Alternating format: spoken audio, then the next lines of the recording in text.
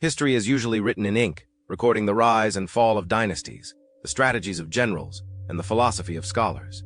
But there are certain chapters in the human chronicle that are not written in ink, nor even in blood. They are written in the silence of gnawed bones and the cold calculus of survival. We like to believe that civilization is a sturdy fortress, a permanent state of being that separates us from the primal chaos of the animal kingdom. But if you look closely at the 4th century, specifically at the collapse of the Jin Dynasty in China, you will see how fragile that fortress truly is. You will see how quickly the social contract dissolves, and how, under the right pressures, a human being ceases to be a person and becomes merely a unit of energy, a logistical item, a walking ration. We are entering the era of the Five Barbarians, a period of total geopolitical fragmentation. But today, we represent the forensic evidence of a specific phenomenon within that chaos. We are looking at a term that chills the blood not because of its violence, but because of its profound detachment, the era of the two-legged sheep. Imagine a world where the sun still rises, but the law has evaporated. The fields are barren, not because the earth is dead, but because the farmers are gone. In this landscape, the only currency is power, and the only morality is hunger. The collapse of central authority didn't just mean a change in flag or a new tax code, it meant the suspension of humanity itself. To understand this descent, we must examine the architect of this nightmare, a warlord named Sher Hoo. In the annals of tyranny, Sher Hoo stands apart. He was not merely cruel in the way a soldier is cruel. He possessed a gluttonous industrial approach to human suffering. He established his capital in Ye City, and within those high walls he constructed a reality that defied logic. Sher Hoo did not view his subjects as citizens. He viewed them as inventory. His obsession was collection. He conscripted the daughters of the common people, not by the dozen, but by the tens of thousands. Historical records suggest that at the height of his madness, over 40,000 women were herded into his palaces in Ye City. Do not imagine this as a harem in the romanticized sense. It was a warehouse, a storage facility for biological assets. These women were stripped of their names, their families, and their identities. They were dressed in the finest silks adorned with gold and jade, yet they were treated with the same emotional regard one gives to a piece of ceramic or a sack of grain. They were decorations to be looked at, and when the whims of the warlord shifted, they were disposable.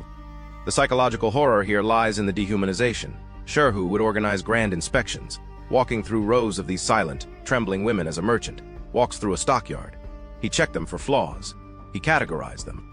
If a woman displeased him, she was not executed with the dignity of a criminal. She was simply removed, processed, and discarded.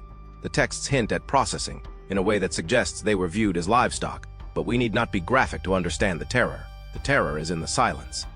It is in the image of 40,000 human beings standing perfectly still, holding their breath, knowing that they have been reduced to meat on a ledger. But the horror was not confined to the palace of Sher Hoo. It permeated the entire landscape. This is where the term two-legged sheep enters the vocabulary of the era.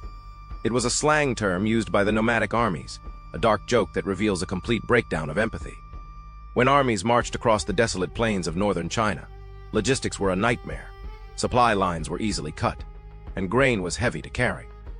The solution they found was monstrously efficient. Why carry dead grain when you can drive living livestock? And if there are no sheep or cattle left, why not drive the local population? They rounded up civilians, mostly young women and girls, and forced them to march with the army. They were not prisoners of war. Prisoners are expected to be exchanged or enslaved. These people were two-legged sheep. They were tagged, counted, and herded. At night, they were the camp entertainment. By day, they were the camp supplies. Imagine the psychology of this march. There are no chains necessary when the horror is absolute. The sheep walk because there is nowhere to run. The world outside the column is a void of starvation and wolves. Inside the column, they are alive for one more day. They walk with heads down, stripping themselves of personality, trying to become invisible, trying to become indistinguishable from the person next to them. To be an individual is to attract attention. To be a sheep is to survive until the butcher's selection. We see here the ultimate objectification. In the eyes of their captors, these humans had no souls to be saved, no rights to be violated. They were simply biomass, calories to be consumed to fuel the next battle. The perpetrators did not hate their victims. They simply did not see them. It is the indifference of the wolf eating the lamb, amplified by human intelligence and systemic organization. This pressure cooker of inhumanity could not last forever. Physics dictates that compression leads to explosion, and the spark for this explosion was a man named Ran Mean. Ran Mean is a figure of complex controversy. He was an ethnic Han Chinese, but he was adopted by the ruling barbarian family. He grew up in the belly of the beast. He watched the machinery of Sher Hoo's empire from the inside. He saw the warehouses of women. He saw the two-legged sheep being driven into Ye City. He was a product of this brutal environment, raised in blood and silence. Psychologically, Ran Mean represents the breaking point of the collective trauma. He was the dormant rage of a subjugated population, waiting for a trigger. When the political winds shifted and his own survival was threatened, Ran Mean did not just rebel, he unleashed a cataclysm. He seized control of Ye City and issued the infamous killing order. It was a simple, terrifying directive: kill the who, kill the barbarians. The reaction was immediate and absolute. The years of being treated as livestock, of watching daughters and mothers disappear into the warlord's larder, had stripped the populace of their own humanity. They had learned well from their oppressors. If the world is a slaughterhouse, then one must be the butcher, not the cattle. The gates of Ye City were locked. The city, once the site of Sher Hoo's opulent excess, became a cage. The two-legged sheep bared their teeth. The historical accounts describe a night where the sky turned red, not from the sunset, but from the fires that consumed the palaces. The slaughter was indiscriminate. It was not a military operation. It was a release of primal hysteria. Anyone with high noses and deep eyes, characteristics associated with the ruling tribes, was targeted. The suppression of empathy that had allowed the two-legged sheep era to exist now swung in the opposite direction. It was a frenzy of revenge. We must look at this, not with the eyes of a partisan historian cheering for a victory, but with the cold eyes of a forensic analyst. The victims of Ran Mean's purge were not all guilty warlords. Many were civilians, children, people who just happened to look like the oppressors. But in the madness of the night, nuances evaporated. The pendulum swung from being eaten to eating, from being the victim to being the executioner. The streets of Ye City were choked with bodies. The very people who had been dehumanized reclaimed their power through the ultimate act of dehumanization, the total annihilation of the other. The tragedy of this era is circular. Sher Hoo treated humans as objects to be collected and consumed. Ran Mean treated the oppressors as a disease to be eradicated. In both cases, the sanctity of the individual life was non-existent. As the fires of Ye City burned down to embers, the era of the two-legged sheep began to fade. But the scars remained etched into the psyche of the civilization. The population of northern China had decimated. The fields were white with bones that no one bothered to bury. The silence returned, but it was a different kind of silence. The silence of a graveyard.